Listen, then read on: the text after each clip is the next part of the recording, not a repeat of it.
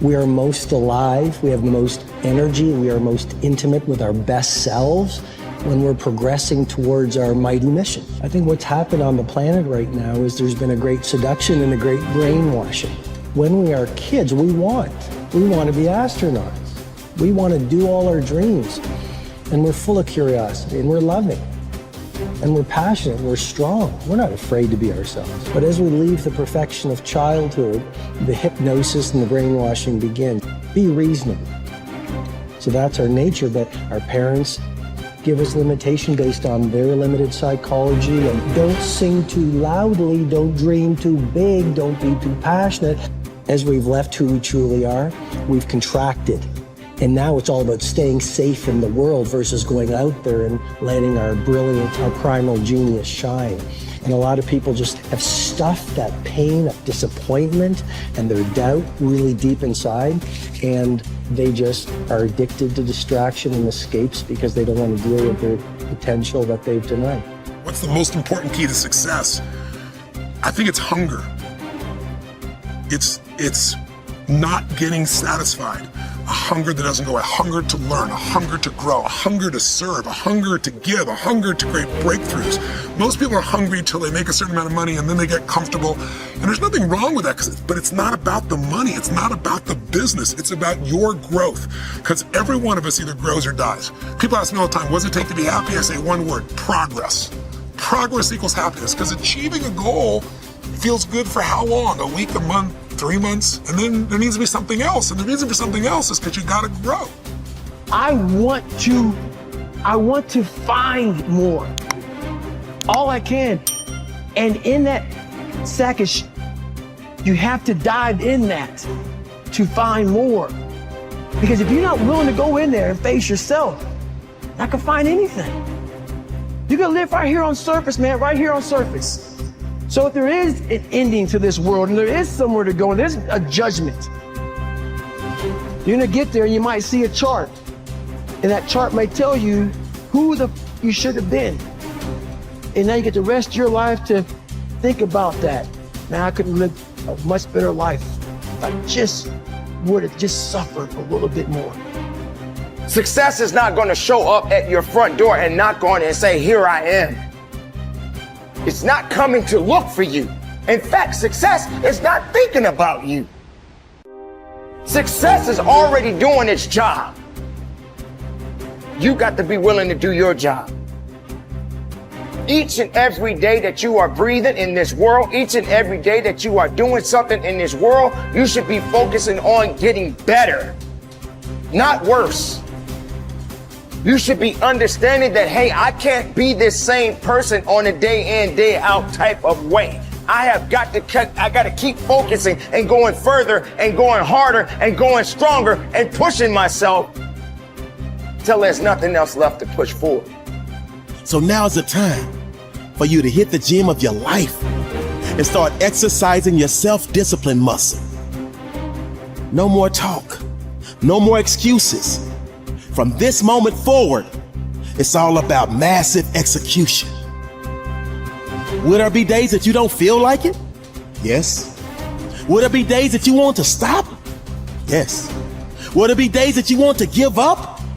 Yes. Will there be days that you want to quit? Yes. Listen to me. Quitting is never an option. We've all bought into a lie. We've bought into a lie that confidence is belief in self. And so when you're in a situation which is normal, where you don't believe in yourself, you're like, oh my God, I have no confidence. The truth is, and I want you to walk out of here with a new definition of confidence. Confidence is the willingness to try. Because when you try and you take action, what happens, and what's happened for France, is that when she sees herself taking action, what happens is she sees herself being the kind of person that takes action. So she has evidence that she can rely on herself. And that action is what builds confidence. It doesn't start with belief. The real way for most of us is not to wait to believe, but to push ourselves to act. And through the action, you will build the belief. We're built to walk uphill. And when you reach the pinnacle of the hill, you want to stop and appreciate the vision, but the next thing you want is a higher hill in the distance, because it's the uphill climb that it's from the uphill climb that we derive our value, and I mean this technically. So almost all the positive emotion we feel, especially the emotion that fills us with enthusiasm, and that's to be filled with the Spirit of God, by the way, because that's what enthusiasm means. That's experienced in relationship to a goal. And so in some sense, and this is part of the religious enterprise, you want a goal that you can never attain, right? So you can always move closer to the goal that recedes as you move towards it. You think, well, that's frustrating. It's like Sisyphus pushing the rock uphill. But it's not, because as you pursue that goal, you put yourself together and your life does get better and richer and more abundant. And that's why the highest levels of virtue and goal are in some sense transcendent. You want them to be above everything you're doing so you can continually move towards something that's more sublime and better. That's what you are. You're here to live, not to sleep. I didn't study, I didn't study a book. I literally put myself in a fire repeatedly like a sword. You put a sword in the fire repeatedly and repeatedly. If you keep on doing that, you're going to get a nice sword. And then you keep on beating it. You got to beat the shit out of it. And that's what I am. Yeah. I became that. I said, okay, we can't quit. We got to figure out why you are this. Why are you this, man? What is wrong with you? What's going on here? So I kept on putting the sword back in the daggone fire, and I just beat it harder. And I beat it harder. Before I knew it, I started realizing, all right, man, the brain is starting to get hard. The brain is starting to get hard.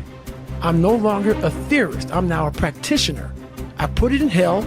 I dissected it while it's in hell, because you can't dissect anything in a normal environment. You can't dissect anything in 72-degree weather. You must put it in the freezer and freeze the fuck out of it. And then you dissect it. Dissect it when it's miserable. Dissect the brain when all it's thinking about is, I need to get out of here, man. I want to get out of the fucking freezer. Open the door. And he said, nah, 5 more seconds, man. 5 more seconds in the freezer. And that's when you start to pick that brain apart. And that's what all this stuff did to me. I kept on putting myself back into the freezer or the fire and beating the out of myself, mentally and physically. Before I knew it, this is what happened. Ralph Waldo Emerson believed that anyone who had put their heart and soul into their work and had done their very best could hold their head up high. Merely talking about it or only putting in a modicum of effort wasn't good enough in his mind. It was all or nothing. He believed that doing your best was an admirable quality, and that although you might not always be successful, knowing that you had done all you could was often all that mattered. At least you could look yourself in the eye.